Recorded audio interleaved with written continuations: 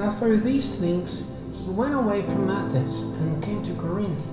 And there he came across a certain Jew named Aquila, a man of Pontus by birth, who not long before had come from Italy with his wife Priscilla, because Claudius had given orders that all Jews were to go away from Rome, and he came to them. And because he was of the same trade, he was living with them, and they did their work together, for by trade they were tent makers. And every Sabbath he had discussions in the synagogue, turning Jews and Greeks to the faith.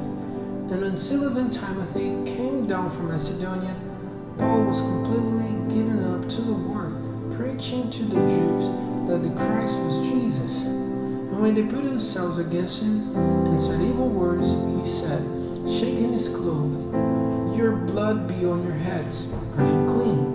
From now I will go to the Gentiles."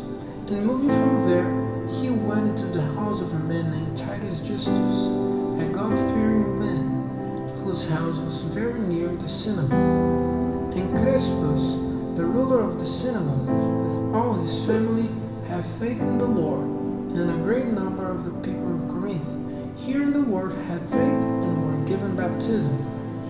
And the Lord said to Paul in the night, in a vision, "Have no fear, and go on preaching, for I am with you, and no one will make an attack on you to do you damage, for I have a number of people in this town." And he was there for a year and 6 months, teaching the word of God among them.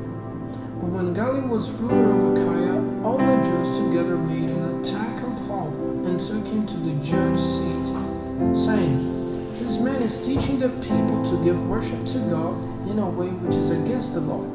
But when Paul was about to say something, Gallio said to the Jews, "If this was anything to do with wrongdoing or crime, there would be a reason for me to give you a hearing. But if it's a question of words or names of your law, see to it yourselves.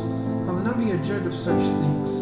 And he sent them away from the judge's seat.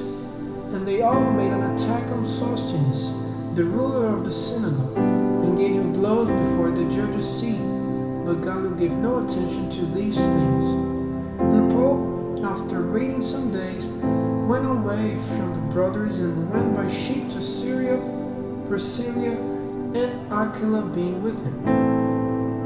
And he had had his hair cut off in Caesarea, for he had taken an oath. And they came down to Ephesus, and he left them there. And he himself went into the synagogue and had a discussion with the Jews. And being requested by them to be there for a longer time, he said no, and went from them, saying, "I will come back to you if God lets me." And he took ship from Ephesus. And when he had come to land at Caesarea, he went to see the church, and then went down to Antioch. And having been there for some time, he went through the country of Galatia and Phrygia in order, making the disciples strong in the faith.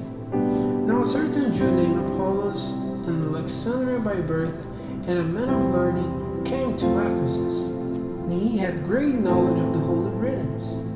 This man had been trained in the way of the Lord, and burning in spirit, he gave himself up to the teaching the fact about Jesus, though he had knowledge only of John's baptism. And he was preaching in the synagogue without fear.